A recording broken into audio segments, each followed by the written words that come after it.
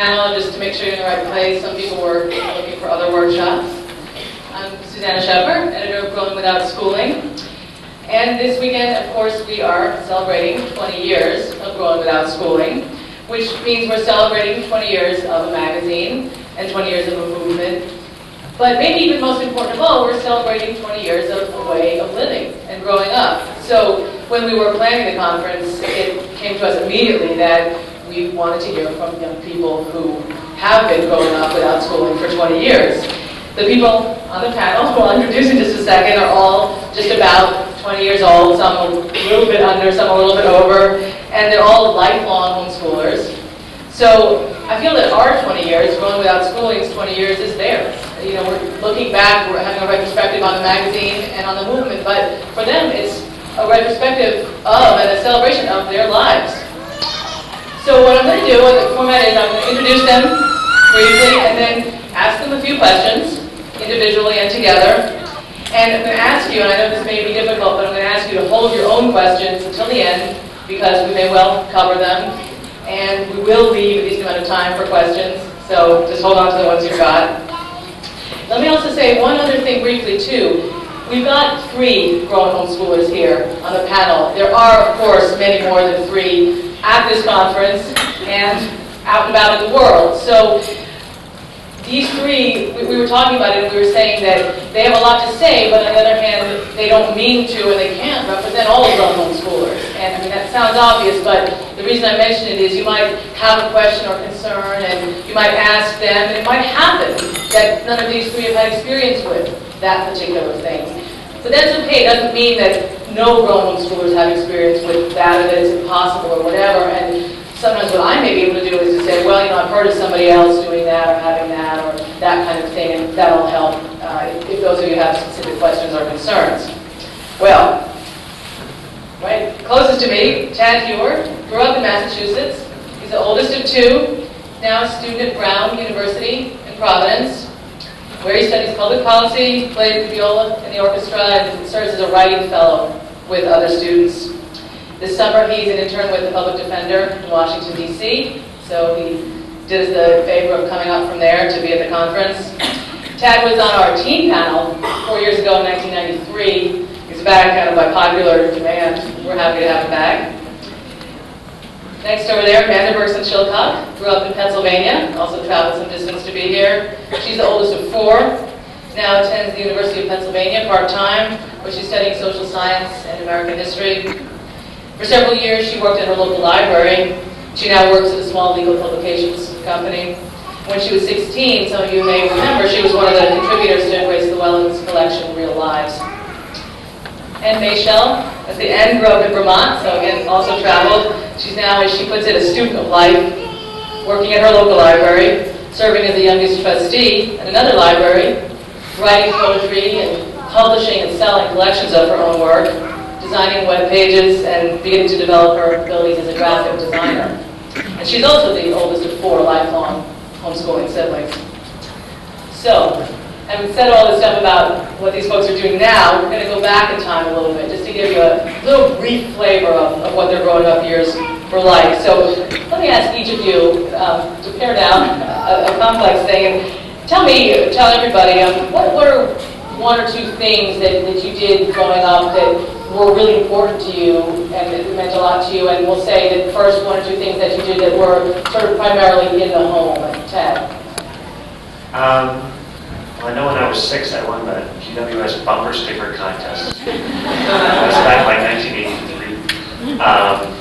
That really set me on that way because I got a $20 gift certificate to the John Holt bookstore, and I knew exactly what I wanted. It was this little, it was like this little plastic baseball on a string, and you hold it up and then say, practice your hitting. And I thought that was great. I played for hours with that. But it's really probably been a lot. I loved history when I was little. It's a great area to grow up in. Like history, so I would go off and read history books or go out to places.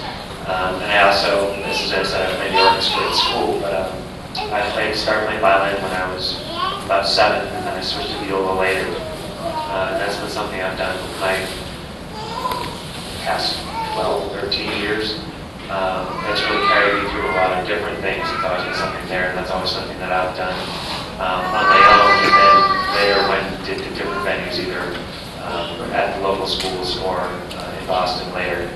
It's always something I was able to fall back on, I was able to do on my own.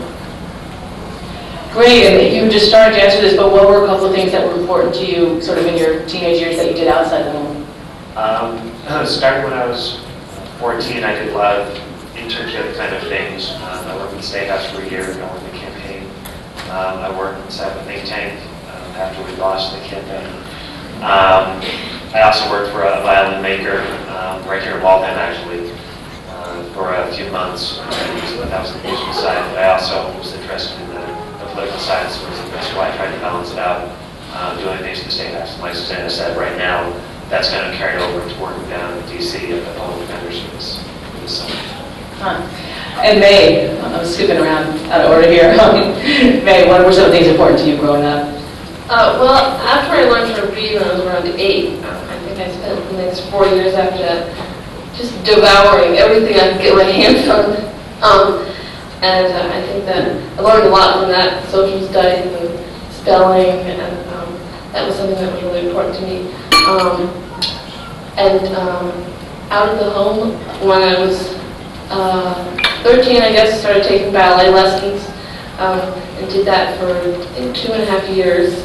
And one of my sisters, Sarah, is now actually a couple of my sisters are pursuing dance as a career, but it was just a good experience to get out of the house and to socialize with people. And when I was 16, I started volunteering at the library, which led to the job that I now have. And when I was 17, I did some classes at the community college, which did a couple of things. One, just sort of prove that I was definitely up to par with my school peers, and also I realized that I didn't want to go to college, which was, we'll get into that probably later, a big decision when I was about 18, whether I wanted to go to college or not. From doing the community college classes, I kind of defined for myself the ways that I learned and decided I didn't want to do it in college.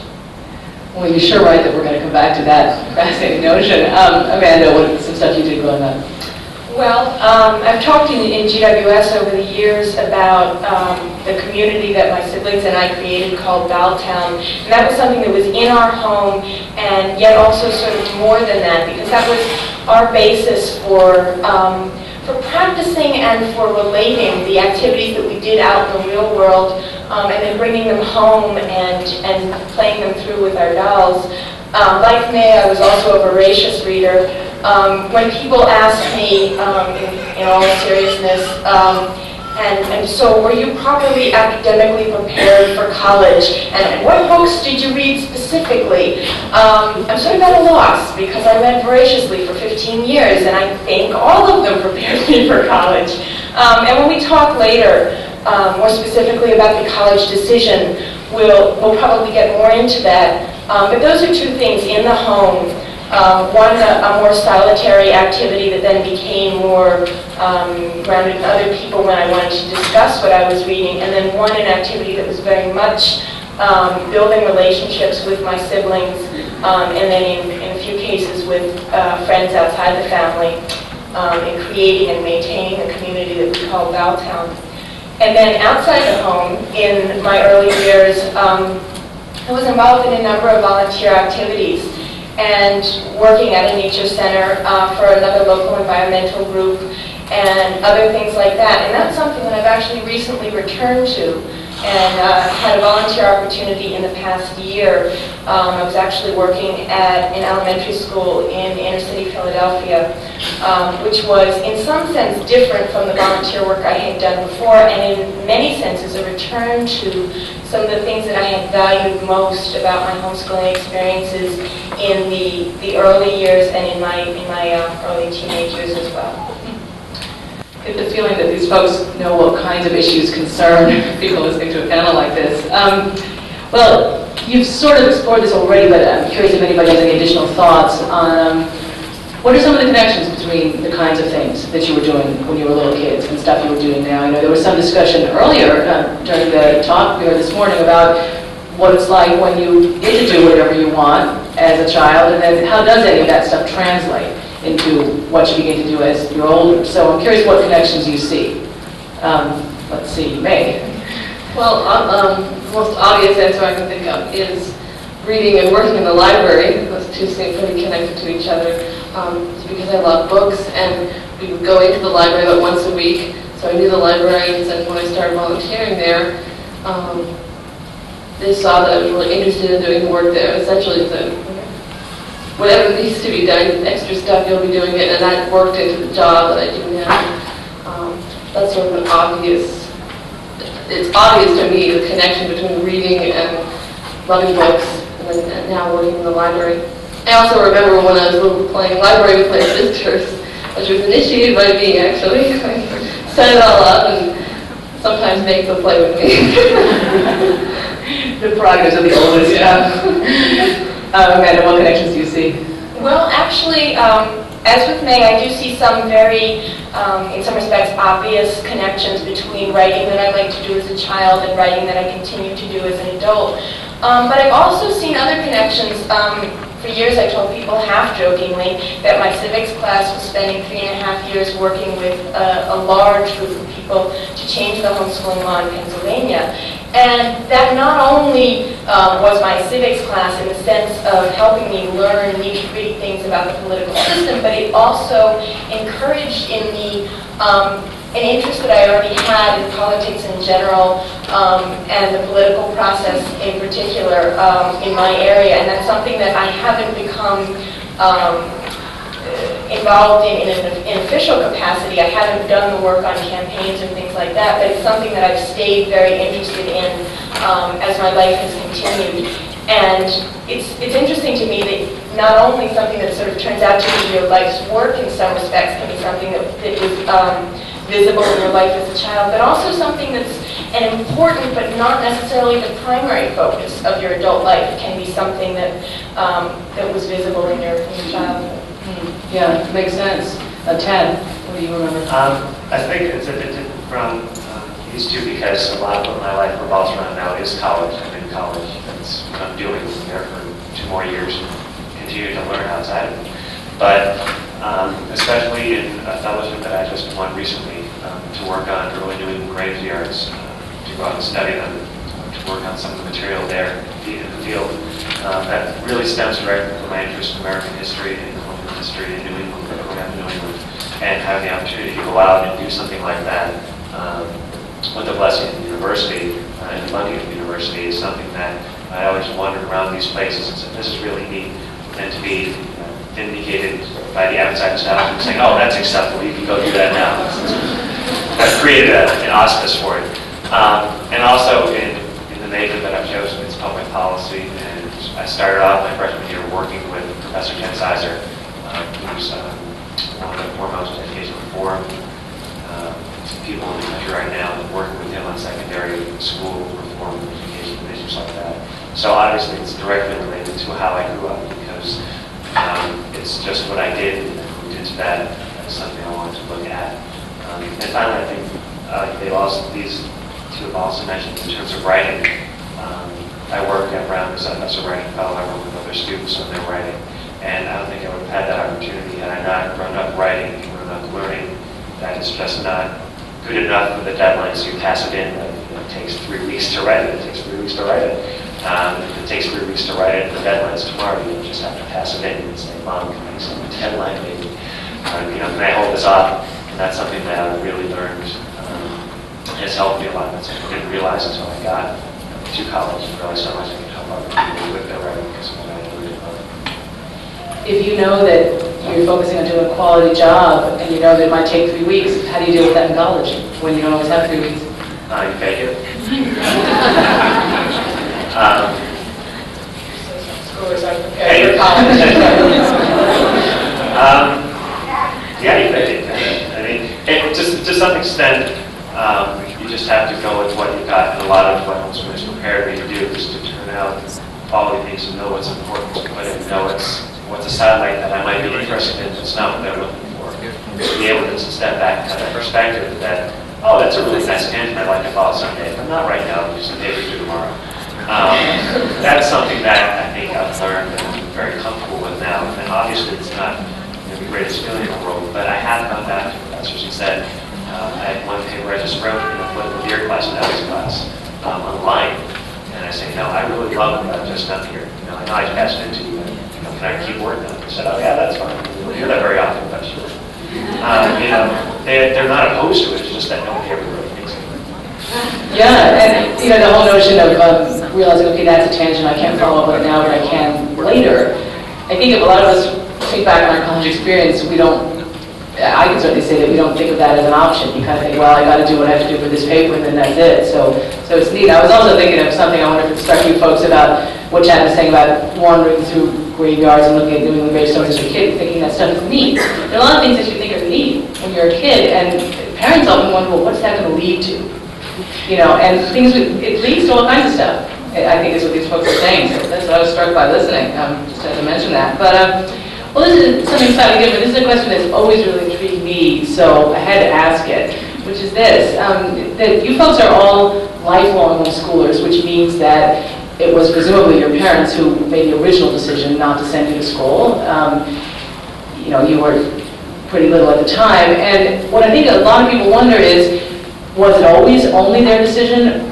In other words, in some sense, were you out of school because they wanted you to be, even at age 10 or 12 or 16 or whatever? Or does there come a time in the lives of someone that's growing without schooling for his or her whole life when you kind of make the decision for yourself and feel that it's yours in some way? So, let's see, Amanda. Well, I have 3 answers to that question. The first answer is that back when people said, what school do you go to? And I said, actually, I don't go to school, and launched into my traditional speech. I always reminded them that we reevaluated every year, and that my parents were very open to letting me go to school if I were interested in doing that. And I regret to admit that I got to the point where I would say that and almost not hear myself saying that, because it wasn't a conscious and deliberate part of my childhood to reevaluate every year, do I want to go to school? And so I don't have a marking point in my life where I can say, okay, there it stopped being their decision and it started being mine.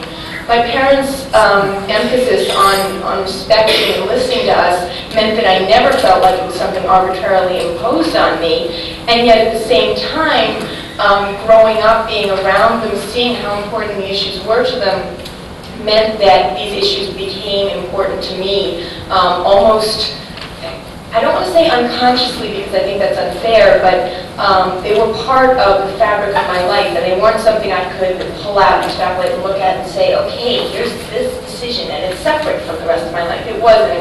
It was part of everything I did.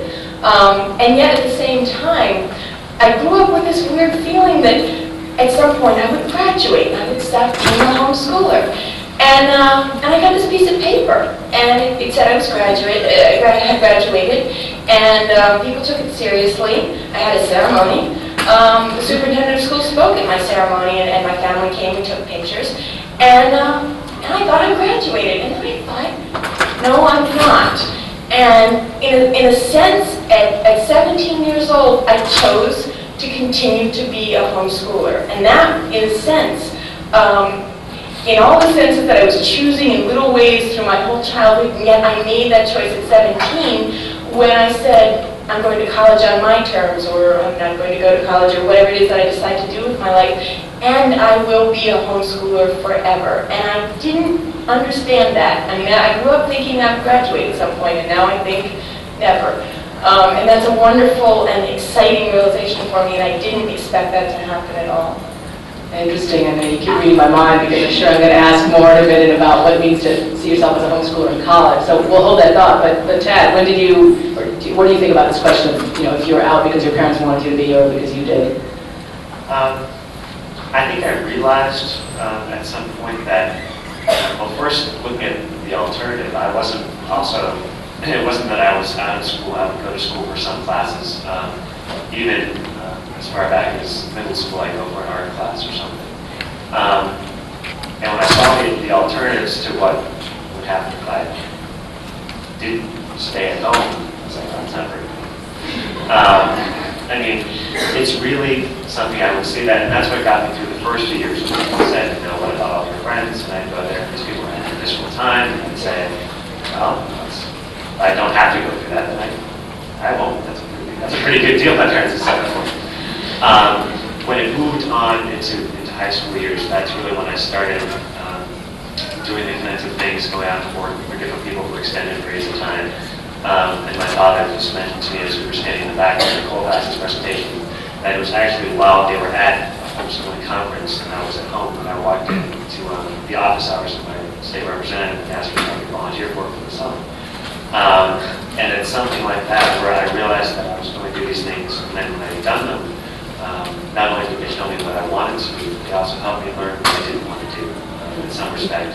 And that was a great thing for me to be able to figure out that I had really done this on my own. I was able to make the decision that most of somebody saying, you've done it, now you got credit for it. It doesn't matter whether you like it or not. That I was deciding on my own what I liked about this, what I didn't like about that, making my own decisions and things like that, and not having my parents say that's the wrong decision. They never said that, and I never realized how important that was until I was speaking to people who said, I'm really worried about where I'm going to be going to college because my parents want me to be a doctor, my parents want me to be a lawyer, or my parents want me to be a potter. Whatever it was, I didn't realize the amount of independence that my parents had given me to make the mistakes that I had made along the way until I had actually got to the point where I could look back and say, I really made most of these decisions on my own. It's interesting how often it seems that it's interacting with the outside world and checking yourself against it that helps you to realize that you do want to be doing what you're doing. So it's kind of neat. Well, Mae, the same question. Well, I don't think, until I was about 14 or 15, I don't think that it was really a conscious decision, just because I was so busy doing my stuff and reading and playing and writing and everything else. One thing that sort of made me realize that I consciously made a decision to keep homeschooling was my younger sister was sort of starting to wonder. She was thinking of maybe going to school. She was kind of just going through an insecure stage, which I'm sure everybody does. And at that point, I sort of realized that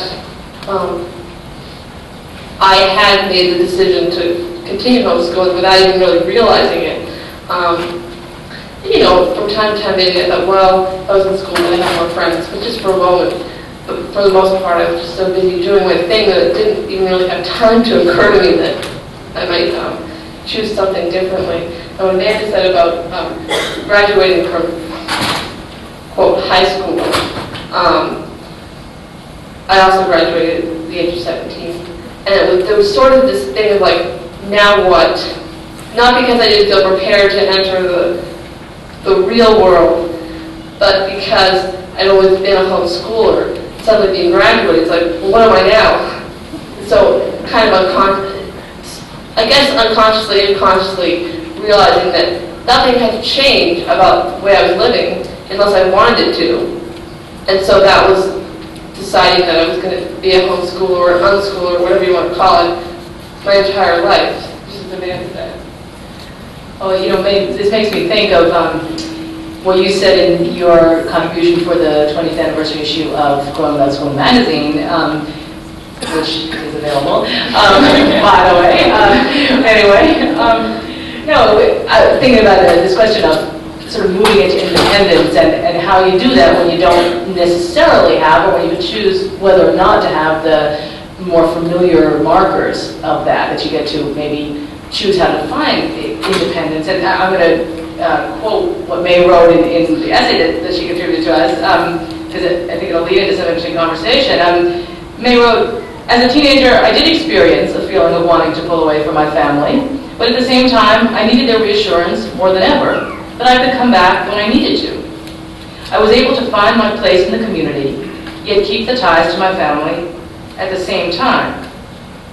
And it seemed to me, when I read that thought of Mae's, that that's such an interesting balance for a young person to have the impulse to move beyond the family in some sense and to find one's own place in the community as an adult or a young adult, and yet to want to maintain the ties to the family. And so I thought, I want to ask Mae, how do you do that? What was involved in maintaining that kind of balance? Well, it's hard to pick it apart. In terms of like the wanting and support of my family, part of it was finding a place in the community involved. There was some ties for my parents, like they knew people in the community, and so I knew them. And then from that connection to the community, I started going out on my own and meeting people through people, meet somebody who knows somebody, that kind of thing.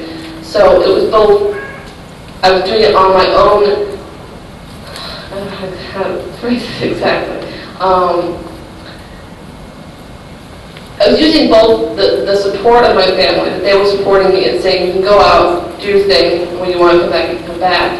And it was also helpful to have the ties to the community that had been made because my family was involved in the community, and I was involved in it because of that. So. Yeah, no, I understand that. Did you meet anybody, any sort of other adults in the community who knew you, as Mae Shell, not necessarily as, a member of this family only, someone who you knew sort of independently or on your own terms or stuff, or did you meet most people in the context of your family? I think a lot of it was in the context of my family.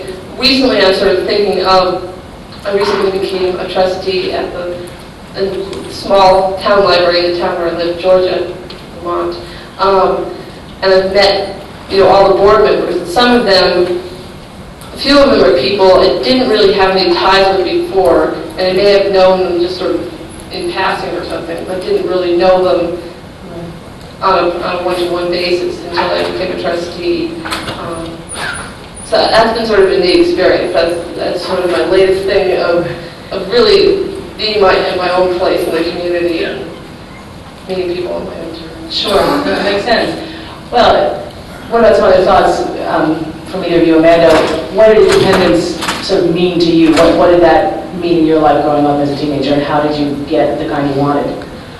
Well, growing up, I was both significantly more independent and significantly more with my family than most of my school friends. And people heard I had no bedtime, and they went horrible, horrifying gasp of, what we were coming to. And that was one aspect of my life, in my home life, that I had a great deal of freedom and independence in that respect, always growing up. And yet at the same time, and I think my parents dealt with this more than I ever had to deal with it, because they heard it from the outside world and people stopped whispering when I walked into the room, which was that I was the kind of child who did need time with her parents, and who in school might have been called clingy or needy, or not ready to go spend overnights at a friend's house at age 8.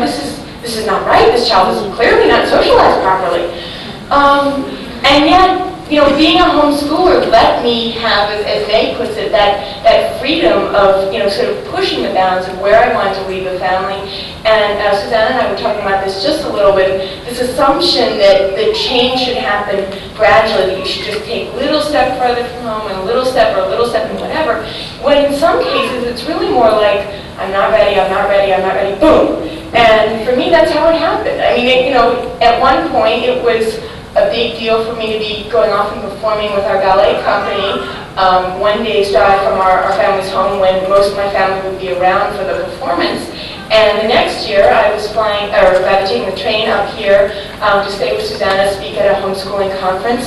And the next year I was flying out to Seattle, 3,000 miles away, to meet with a woman with whom I had been corresponding for several years, had never met before, and I'd never been on a plane before by myself in my life. And so it was really an interesting thing. It's interesting for me to look back on and see how in so many ways I had more independence than some of my peers, and in so many other ways I was perceived as not having enough independence, or not being independent enough. And yet when I was ready for that in my life, it was there. There were adults that I trusted, that I could move out into the community and become part of. And we were joking earlier that you really know things have changed when we make our own travel arrangements. And since I flew up here and the rest of my family drove, I guess things have really changed. So don't worry, when they're only 8, the verdict isn't in. Tad, what do you think about the same thing? Well, in Massachusetts, you can get your learner's permit at 16. You can drive at 16 and a half. And I refused to learn how to drive. I didn't learn how to drive until I was about 17 and a half, maybe. I waited a long time. So my parents would drive me everywhere at some point. So even in these places I go, my parents would probably say, Tad, why don't you learn how to drive? I say, I don't want to do it. So they drive me everywhere, what's the problem? But in that sense, a lot of the physical independence that a lot of my peers craved, of getting physically away from their parents, it wasn't something I ever had a problem with. It's not something I ever desired to a good extent. But I think where I found my independence was when I was able to defend ideas that either my parents supported or opposed. More often not supported, but supported them on my own terms and not just because my parents helped me. It wasn't something that my parents have grown up thinking this, this, and this. And since I've been with them 16 hours a day for every day of my life, that's naturally the way I'm going to think. That I realized I could defend those opinions and ideas and thoughts on my own terms, even if they came out to the same conclusion. It was because I had done it on my own, and it wasn't that my parents had been there and people assume that, oh, he's their son, so he thinks that way. That when I became acclimated to defending things on my own, and people weren't attaching me to the child of syndrome, the child of must think that, because the parents do. That's where I think I really found my independence and was comfortable with my own independence. So it wasn't physical for me as it is for a lot of people, but it was more of a mental and an emotional dependence, especially since I'm very close to my family still. 45 minutes from my house. I'm in another state, but Rhode Island's a pretty small state. I mean, I have to remind you that it does actually have its own area code. So we are physically close to each other, and as a family we're very close, but it's more of an emotional and a mental independence that I found is when I really realized where it comes from. Yeah, I see the other two panelists nodding a lot at Tad's comments. So do either of you have any thoughts about this, about sort of independence of thought or feeling? Well, I think it's interesting because it ties into one of those questions that people tend to ask me in very worried tones of whether I agreed with all of my parents' beliefs. Yes, they did, in very worried tones. And in some respects, that question comes out of a genuine fear that you're isolated with these people, not in a good way of 16 hours a day, having a family around and accessible, but isolated with them and hearing dogma 16 hours a day or something, I don't know. And yet, in another way, it comes from, I think, a belief, or I'm sorry, David Colfax, but a paradigm in our society that seems to think that you can't have the mental and emotional independence without the physical distance. And I think that's why your comments are so neat, because they talk about how we can create that sort of mental and emotional independence without necessarily physically moving, X number of miles away, or not living at home, or, in some cases that's part of it, in other cases it's not. I go to school about 20 minutes from my house, and I usually take the train back and forth. But when I first started there, my father would pick me up from my night classes, and we used those rides home to have these very intense debates over whatever it was that was going on in my class that I had seen walking to campus, or that somebody had brought up in discussion. And that was one of the ways in which I really started to push, what do I believe in, what do I think, where does my childhood history with my parents sort of diverge, and where has it stayed the same and strengthened in certain beliefs. And I think that's a really interesting point to bring up, of the difference between the way our society sort of defines independence. It's so much about the driver's license, and the way that independence can also be defined. Yeah, the idea that when you're 16 you're going to get a driver's license and just zoom off into the sunset, never come back. Certainly wasn't how it was for me. I mean, I definitely wanted to have a driver's license to learn to drive so I could take myself places. But I'm still living at home, and I love it, and I definitely feel like I'm an independent, separate person from my family, but I'm also part of the family, and I really enjoy having that in my life too. Very interesting. Well, let's talk about your current lives in some sort of practical terms for a second. Very deliberately, with having only 3 panelists, made sure to have a distribution of the kinds of choices that they had made regarding college, because it's such a kind of a profoundly held belief in growing without schooling that all these kinds of choices are valid. So we have someone attending college full-time, someone attending part-time, and someone who's chosen not to attend, and that was, as you can imagine, quite deliberate. So, Tad, someone who's attending full-time, why did you choose to attend? It's funny because we don't tend to ask people who go to college that, but specifically, how did you see it in terms of your homeschooling? In other words, did you see it as an extension of it or as a really kind of a new, kind of divergent path? I think I saw it as an extension of it, especially somewhat unique in my situation because of the school I chose. Brown has no requirements. There's no core curriculum. You can take any class you want, pass or fail. You need 20, there used to be 28 credits to graduate. They bumped that up to 30, which is just under 4 courses a semester over 8 semesters. They have a lot of independent study majors. It's, Mother Jones says we're a liberal school, so it must be.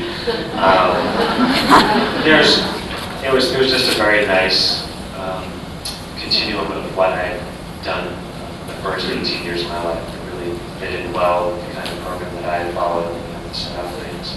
And when people ask, I give tours of Brown, and they ask what's the worst thing about Brown, the first thing I tell them is, they don't pick tour guides who don't like the schools. Go find someone off the library. It's like, hey, what they're doing at the moment and ask them. My roommate says it's the open book finds. I say that most of the people who go there have a lot of difficulty not even having the English 1 or the Western Civ class chosen for them. You pick all your classes on your own without requirements, starting the first semester. In 2 weeks I go back for orientation and I'm working as an advisor for freshman students. And when you realize that you have to pick 4 courses on your own and it's not being chosen for you because of the track that you're in, or because of you're in honors level, you just pick honors A, B, C, D, E. That really throws a lot of people for a loop. And that's something that I think I was well prepared for. So that's why I decided, I think I'd go into college because I knew what I wanted to do also. Having done all these internships, I knew I was interested in public policy. I knew I was interested in political science. I was interested in education. And having done those things really solidified the fact that I wanted to go on and do things in specific fields. So that also helped me coming in, knowing what I wanted to major in, and not in a bad way that I was pre-med and I was going to be pre-med and come calling out water. Because I know a lot of people came in and definitely not. They're now anthropologists or something well away from biochemistry and biology. So that's something that really helped me going in, knowing what I wanted to do and not feeling that I was bouncing back and forth between things and being worried. It really gave me the opportunity to take classes that were not at all related to my major and not worried that they were going to be useless. So Irish nationalism, 19th century architecture, next semester is urban preservation and archaeology. A lot of people go in being worried that these classes are going to contribute tonight, with knowing that they're definitely going to contribute to this a lot of study. So you think even before you went, you basically knew what you wanted to go there for, what you wanted to go there to do? When they ask you what's your potential major in your form, it's still the one I put down the first day I sent it in. So. Interesting, yeah. Well, Amanda, for you as someone who goes part-time, I feel like both questions are interesting. Both, why did you want to go to college at all, but then why did you choose to go part-time rather than full-time?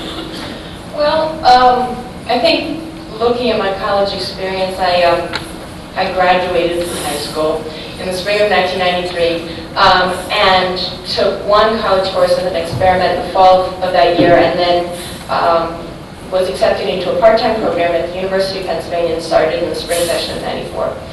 And I started off with a couple of different feelings. Number one was this was the beginning of something, but it wasn't necessarily a 4-year commitment to this school, and it wasn't necessarily a commitment to finishing a college education. This was one area in which my parents did, and in particular my mother did, emphasize what she felt were the strengths of having some college experience and understanding what might be out there that I could benefit from or not, want to use or not want to use. I think in part because she had a very positive college experience. I went to college on my own terms. I didn't do the SATs for a lot of reasons, and people who asked me about college were usually surprised by that. But what I liked was that none of the admissions people I spoke with even blinked. And I interviewed at 4 fairly well-known 4-year liberal arts institutions, and nobody batted an eyelash when I said I have no SAT scores and no plans to have SAT scores. You heard it here. Yeah. Really, they don't worry about it. And I knew so many, every school student I'd ever known, and virtually all the homeschool students I knew were taking the SATs, and that's a route I consciously decided not to do at the same time as I did not have the clarity and the, I don't want to say narrowness because that sounds unfair, but the direction that Tad had at the beginning of his college. I went to college to take interesting courses and do what I'd done all my life, which was find things to benefit from. And I didn't have any problem taking political science and then philosophy, and then I took an entire course on Benjamin Franklin, and then astronomy, and then branching off into all sorts of different things. As far as Pen's concerned, they're checking off requirements. As far as I'm concerned, I'm doing interesting courses, so we're both happy. But I started as a part-time student, and I thought at the end of the first semester, first of all, I would see whether I liked Penn, and second of all, I did think that at some point I would switch over to being a full-time student, and I decided that I didn't want to do that. And I decided at the end of the first semester that I liked Penn and wanted to continue there, but it was longer than that, and I don't think it was even a really totally conscious decision that I didn't want to become a full-time student. But a lot of that was a very conscious decision based on my homeschooling background and based on everything I saw around me in college, which was that I didn't like the image of so many, not all, but so many of the full-time college students I knew who were completely immersed in college culture and almost didn't set foot off campus. And they would say things like it's unusual to see babies or families. And I'm thinking, well, I could be a full-time student without becoming like them, and yet at the same time, I like this part-time stuff. I like continuing with this job I enjoy, and this is what I want out of college. And so homeschooling gave me the freedom to say, hey, I don't have to do college in 4 years with SAT scores, and take summers off as if college is something you sort of flip on and flip off. And this works for me. And because I know people for whom full-time college is working and for whom part-time college is working and for whom no college is working, I didn't feel hemmed into, society says you go at 18 and graduate at 22 and therefore I don't fit the mold and I'm a failure. And that was very, it was exciting for me, and yet at the same time it's something I didn't really think about until I started planning for this panel, because it was, to me, just a continuation of things I had done all my life. It wasn't extraordinary to say, I'm taking courses I enjoy, I'm going to come out with a degree in a couple of years, and I'm not worried about following a schedule. That was just my life, and so it didn't feel awkward or unusual for me. Tad, what do you think about that as a full-time student? In other words, if Amanda's saying that she had some concern that full-time college would, paraphrasing, but maybe immerse her too fully in a specific kind of a culture that didn't allow for, contact with babies or people, didn't allow you to set foot on campus. I mean, is that your experience of it? There are no babies on campus. It is. And you make light of it, but that's something I've noticed too. Like, you don't see little kids. You see, where Brown is, it's a very residential setting. There are lots of families living there. It's a fairly affluent section of Providence. So families will bring their kids out onto university property. Nobody's barring them anywhere. And wow, there's a little kid. There's a 3-year-old. I haven't seen one of those in 2 weeks. And like, keep trying. And how did that feel, that experience for you, of that kind of immersion? It doesn't bother me. I, more than a lot of people at my school, I love my school. I absolutely love Brown University. And a lot of people will go and say, yeah, I went to college and I like my school and I like my friends. I like almost everything about it. Just unabashedly in love with things. So a lot of the things that people say, this offsets that, this offsets that, I say, no. A lot of the things that I like about Brown do come with the people who are were there. And I think I was really ready to have a lot of people around. A lot of things that I had done through my internships were very people-oriented. This summer I'm working as a criminal investigator. I'll been out talking to lots of people who do many different things, live in a very different world from nothing. A lot of things I did when I was working in the State House was talking to constituents and working people through their problems. I really was ready to be around a lot of people and to see what it was like. And that was something that I hadn't really done before without a focus. I would always meet people in conjunction with whatever activity I was doing. So if I was going to New Conservatory to play viola, it was also with a bunch of other people who were also doing kind of the same thing. And Brown really just kind of united by a name and the admissions office whim, I suppose.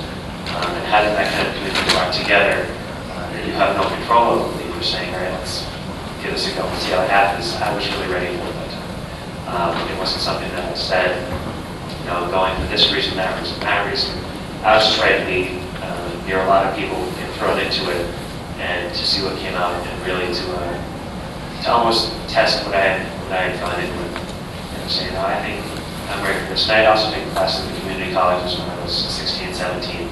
And that had prepared me somewhat for the environment I was going into, that I was just really ready to do at that point. There's no better or worse or more analytical answer. Yeah, I'm getting the distinct impression that the characteristic here is that you folks made the choices that were right for you. I just get that feeling. In keeping with that, Mae, how come you decided not to go?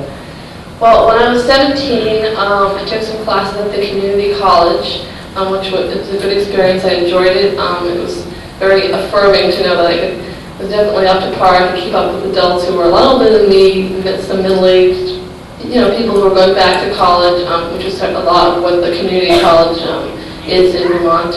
Not that I was particularly worried about it, but it was just very nice to know that I was definitely okay and everything.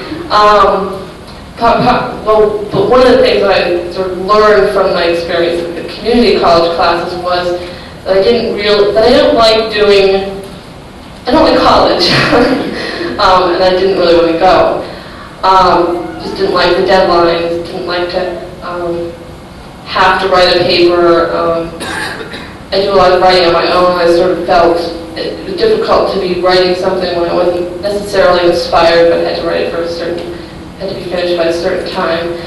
And then the summer I was 18, I sort of went through this big debate over whether I should go to college, because at that point I was working part-time at the library, which I still am doing, and it was really what I wanted to continue to do.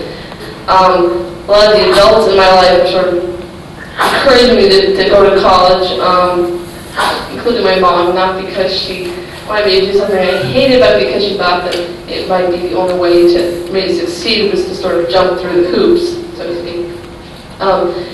So I spent the summer debating this, and I finally decided not to go to college, to sort of try it, just continue one more year, just working part-time at the library, and see what came of that. And 2 years later, I'm still doing that, and I'm really enjoying it. And recently, I sort of decided I'm really interested in graphic design, so I've sort of been joking the last couple of months. And if I'm viewing the years between 18 and 22 as my college years, halfway through, I decided to change my major. But I'm really glad I decided not to go to college. If I had decided to go to college, I probably would have had to quit my job at the library, even though it was what I wanted to do. And the reason to go to college would have been so I'd be able to work in libraries, but I might not have been able to go full-time and work at the same time. Those kind of thing. So just for me, and the way I learn as well, where I really feel like I need to have free time to just. If sometimes I'm particularly interested in one thing one week, and I just want to just do that, to have the time to just completely immerse myself in one particular thing and focus totally on it. If I was in college, even if I was taking classes that I really loved, if for some reason one week I was really wanting to do something else, I might not have the time to do it. So just for my particular learning style and just everything else, it just made sense not to go to college. It's funny that what seems to me, one of the major things that people ask grown-up homeschoolers is something like, do you feel prepared for either college, if that's where you are, or for the work you're doing now? And we could ask that because it's such a common question, but I'm actually not going to. I'm going to ask something different for two reasons. I mean, one practical thing, which is kind of the interest of time, but more important actually because I think, from what I've been hearing, that it is manifestly obvious that these folks are prepared, feel prepared for the lives they're leading right now. That's what I think. If you disagree, you can ask me stuff later. But what I'm going to ask instead is a more roundabout kind of thing, which is, and I'm just going to open this up to any of you, any or all, is there anything that your current life sort of asks of you or that you need to do that you surprise yourself by being prepared for, being able to do, because you can't really remember a specific preparation for it growing up, but lo and behold, you are meeting that challenge or that demand. It's kind of a curveball, but see if anybody wants it. Well, I guess I'll go for it. What I was going to say was the fact that I'm becoming interested in graphic design. I've been doing computer stuff for years, and like the last year and a half or 2 years, web pages, which sort of bleeds into that, depending on how you want to do it. But it sort of surprises me because like the link to working in the library is really obvious to me. I love to read, study the library, I love being in the library, and now I work in the library. But the graphic design thing, I'm trying to like find the threads of that when I was a child, and the only thing I could really come up with was I used to spend a lot of time building things. Like Amanda, my sisters and I used to play all kinds of doll games, and we had these elaborate setups. We had a special room in the house that was the toy room, and we set up all kinds of things in there. And I spent a lot of time building things out of cardboard and paper and doing collages, and it seems to me that that might have something to do with this somewhat unexpected interest in graphic design, which is sort of a two-dimensional version of building things, because you're designing things, putting colors and different things together. Sort of, yeah, it makes sense. Anyone else on that, or it's fine if no one has any further thoughts? Okay, great, no problem. Just curious. Well, again, since I do want to leave time for questions. We were talking about this before. We do feel obliged to cover the following question. You know, these folks are presenting such a rosy picture of childhood spent following their interests, doing what they loved, adulthood spent basically the same way, and supported families. So I'm curious if you look back in your growing up years, if there's one or two things you could think of that you want to do differently, you know, in hindsight, that you had to do over again, you do differently, or another way of phrasing that question is something that your 20-year-old self would want to tell your younger self that maybe that self worried about, or was making something that you now see could have gone another way, or that kind of a thing. In other words, what are some regrets or revisions of how you look back on things? And Tad? I had a science book in 5th and 6th grade, and I just saw my mother. She's right there, she's laughing, hysterically. It was one of these books where the lessons were 2 pages, like it was A, the experiments would B, and the first part of every lesson was just a little line, and it was a fill-in the line kind of thing, and asked, "What is your question?" Because you had to ask a question about the experiment that was coming, and I hated that line. I would never fill it in, and I really, we went through this book, and I liked the experiments. Whenever guys go, "What is your question?" line, I would always avoid it like the plague. It was never something I wanted to deal with. I think that if I could go back and do something like that, it would be asking questions about things that I wasn't incredibly comfortable with in terms of subject matters. I did do a lot of what I loved, but I wish that I had done a lot in what became a bit harder. I guess a couple of were more difficult. A lot of what I did would be to shy away from that and then to come back to it slowly or not at all. And I think there are some things that I really would have liked to have taken a plunge in that I was afraid to, and I wasn't obviously forced to. Because of the open nature of things, it wasn't as if I had to do some things. And for example, the science book, or maybe some types of math I just wasn't excited about, and I just didn't do them. And while you go to colleges and they say, where's this, where's that, where's the other thing I couldn't find, and I'm happy that I wasn't doing them because it's labeled because someone else wanted them. I think at this stage of my life, the denial that was so easy when I was younger is something I really wish I had considered and tried it more than I had in some aspects of the academic side. Other than that, Yeah, what's interesting to me about the way you're phrasing that sort of regret is you're talking about it in terms of yourself. You're saying, I wish I had done that, rather than, I was thinking that there's got to be someone in the audience is thinking, well, is the answer to make the kid do it then? In other words, should that be? do it. Like right now, I took a geophysical science class last semester. The guy's an expert on Mars. He was the guy consulting NASA about Sojourner and all these things. And I took it to say, no, I really didn't follow up the science that I used to like, but I'm going to do it now. My parents said, you're going to do the science. There's no way else ever going to take my class last semester. None. And having let me go, and let me come back to it, left the door open, whereas if they shut the door forcing me to do it, it wouldn't have opened last semester. Yeah, interesting. So I was hearing that correctly, that the regret, so to speak, is for yourself rather than for something that you think they should have done. Yeah. Okay, Amanda, the same question. When you look back, what would you change?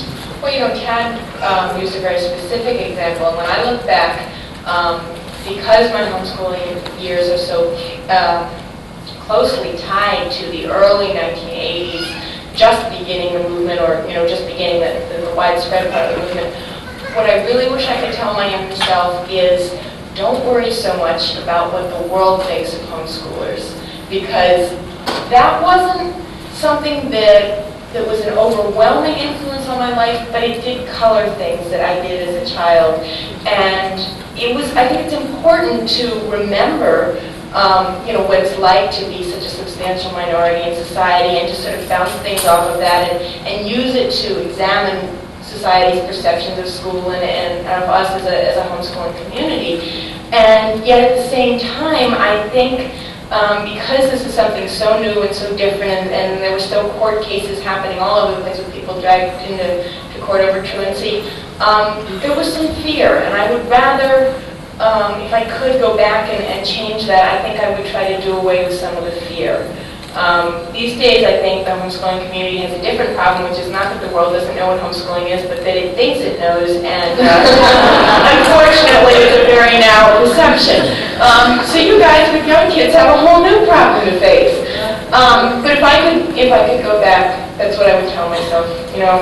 Be true to yourself and to your ideals, and don't worry so much about whether the outside world is going to find a good slot to put you in. That's not your worry. All right, and Mae, same question. Actually, I have mine is sort of really a continuation of him.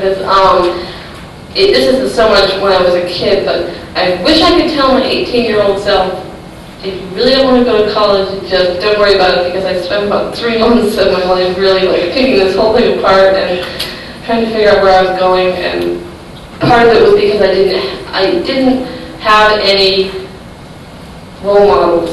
I didn't see what would happen if I didn't go to college, if I just continued doing what I wanted to do, which I can now tell my 18-year-old self I haven't done that now.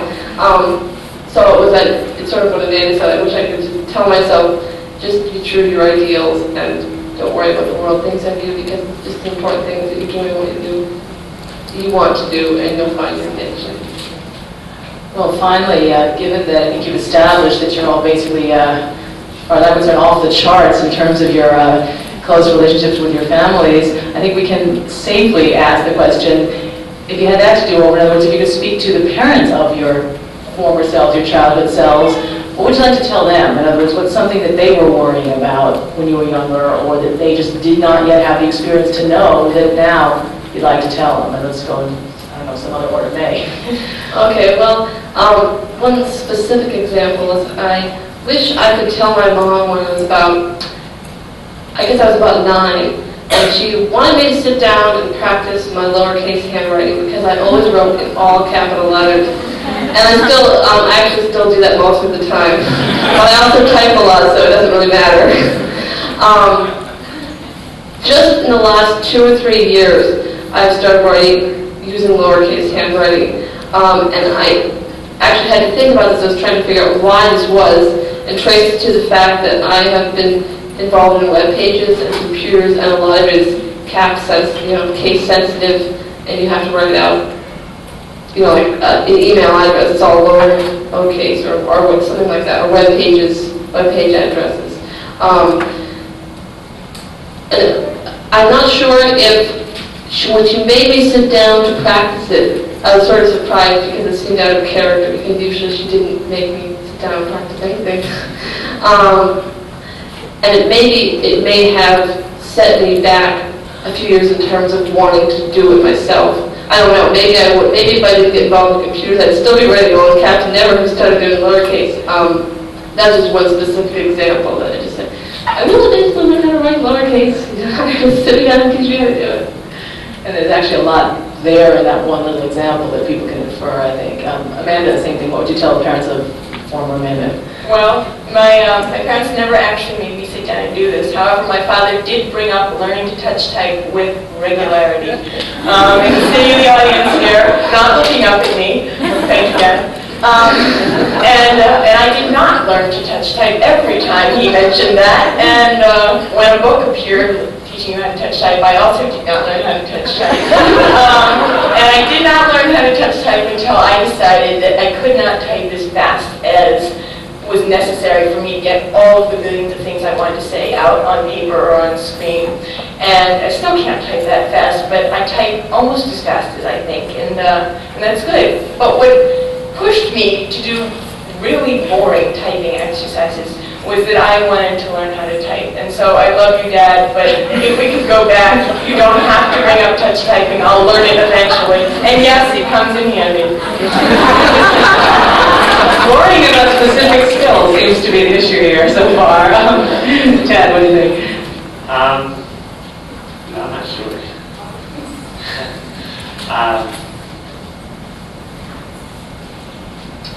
I think I spent a lot of time by myself, and I think going back to what Amanda said about growing up earlier and having people just not know what homeschool was. A lot of the time I spent explaining what we did to other people, and I would tell my parents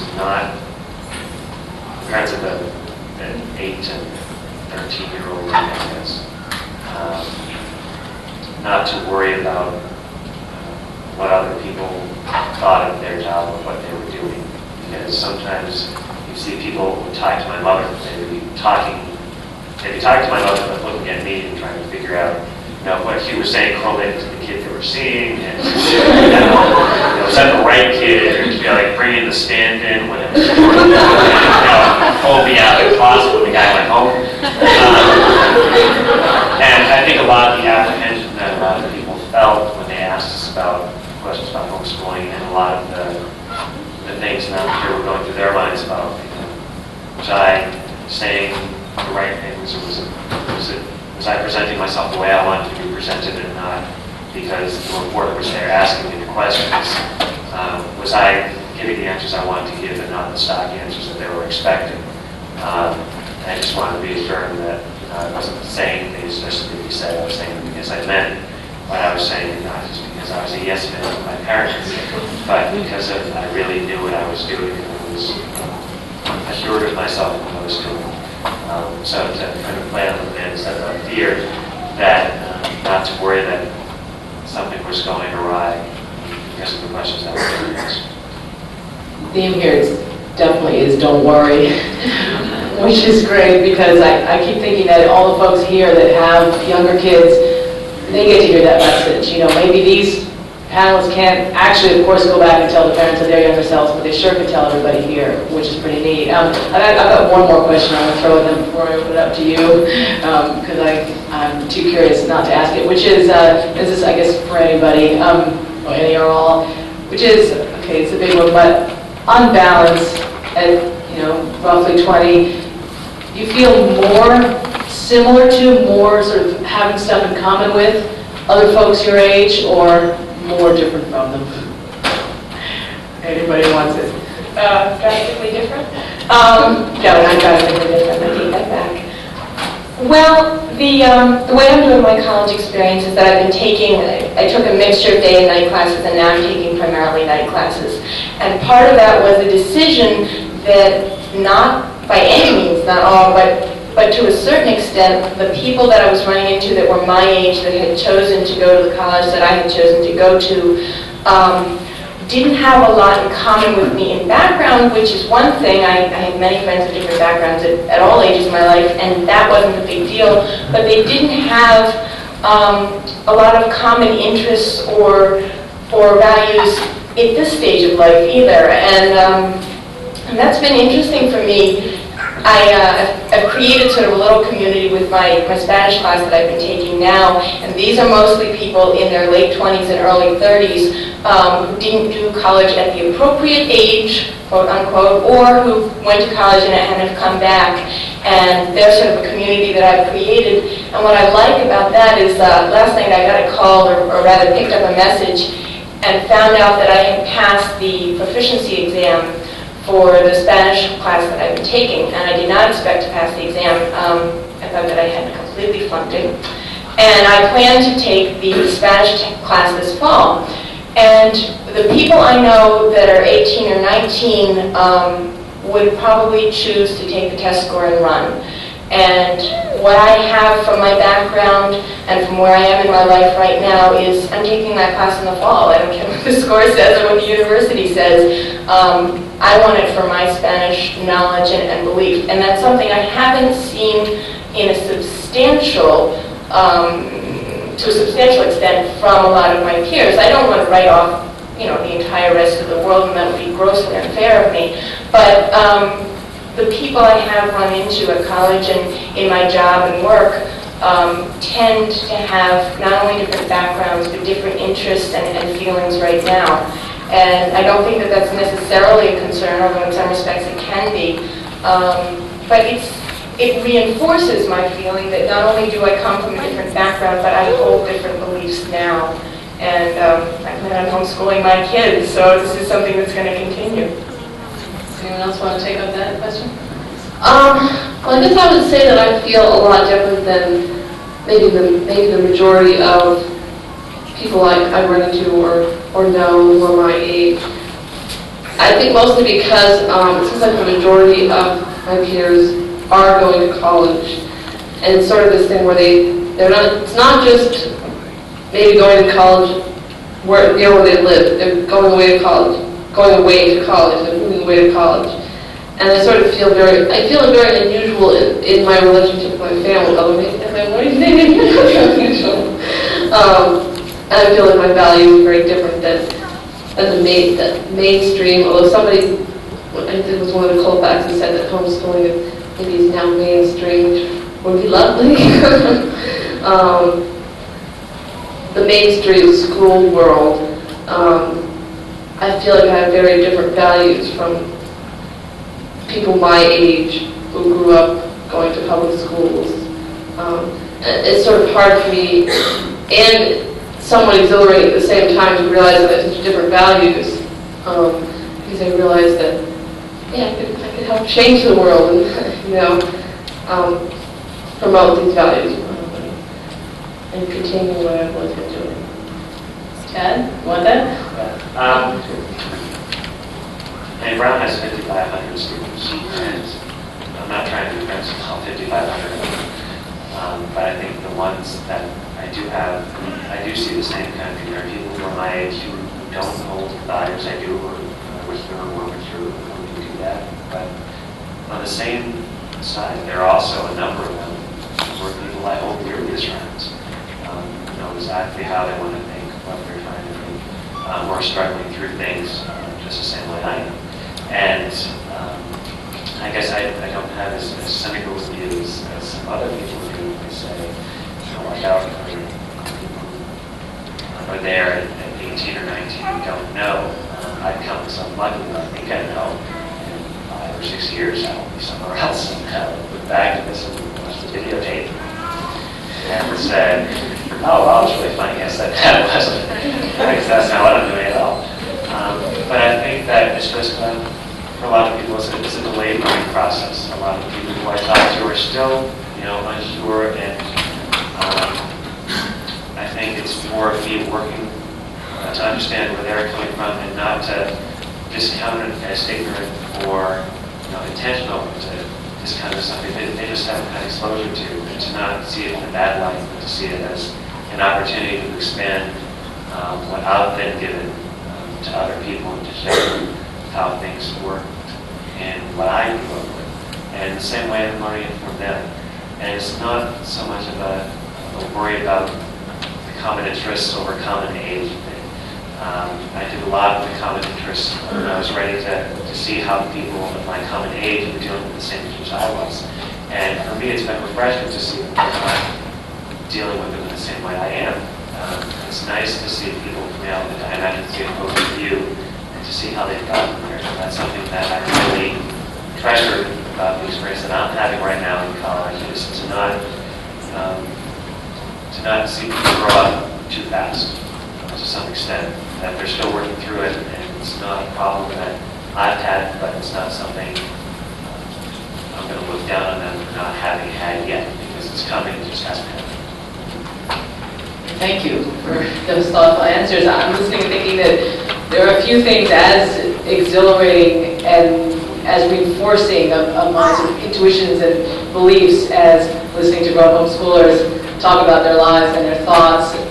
If there's ever any doubt in anyone's mind about whether you can go without schooling and turn out all right, more than all right, I think these folks and all their sort of colleagues, contemporaries, cement that for us. I'm thinking of another thing that Mae said in her essay for the 20th anniversary issue, when she ended by saying, "Watch out, world, here we come." And that's how I always think of them. Well, we've got to do as good a job as I would like to, leaving a lot of time for questions. So let me say, while I'm thinking of it, that you've probably seen this information, but for the teenagers, this is a special opportunity for the teenagers that are here at the conference. But tonight at 7:30, these folks and I, as a kind of honorary teenager, will be in the teen lounge up on the 4th floor for an informal discussion. We'll be there from 7:30 to 9, but it's not going to be a formal thing that starts at 7:30 and ends at 9. It's just going to be a kind of drop-in thing for teenagers and any other grown homeschoolers who are here at the conference, who are more than welcome to come for everyone to talk. So particularly for those of you who have questions for the panelists, you'll have that opportunity later. Let's take any questions from anybody in the remaining time, and we'll do the same deal where you come up. Way in the back? Maybe you come while you're looking away, so we'll sort of save the time. We're coming away from next. Okay. I just wanted to say that I'm summarily impressed by your independence of thought, and I find it a little eerie that it's a refreshing viewpoint to have of kids your age. One of the things that I'm concerned with, and that I do worry about, my 3 kids are 3, 5, and 7 years old, and although we didn't really focus on it, I infer an independence of pace. I mean, it's really defined within your philosophy that I can understand. I'm just curious. One of the things I worry about is the pace that society defines for us, and I'm worried about the problems that it may create for me within my family and how I have to answer to society. I was curious, did you deal with problems of that nature, and how they affected you as you move forward? Well, I think that's something that is slightly mitigated by having a family with more than one child. Growing up as one of a family of 4, yes, sometimes people were sort of, putting you on, are you reading yet? Are you doing X yet? Blah, blah, blah. And that can be hard to sort of withstand that push from outside, and yet at the same time, I think it helps to sort of have the extra siblings around to sort of diffuse the pressure. Yes, this one's reading, and that's a real strength of hers, and this one is, we think, going to be later reading, and this is a real interest of so-and-so is doing a lot of math work, and so-and-so is really only interested in math insofar as it helps her get to the grocery store.